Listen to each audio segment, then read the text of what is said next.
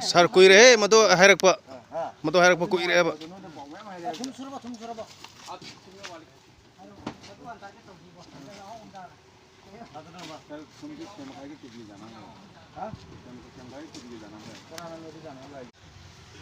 अकोई हौजी से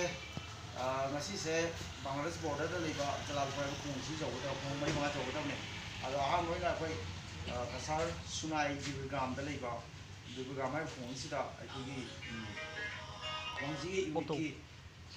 ayu president akhoi chanba bisal da akhoi possible sinama ma chakai to ne ado hauji matal hom jida ni fu thumi hai ri akhoi chapcha report ne adi matugina household fu ne akhoi pasaki si thamamani ki thamam tung da akhoi hojik se jalal pu dong te ko thana ba ko sem sa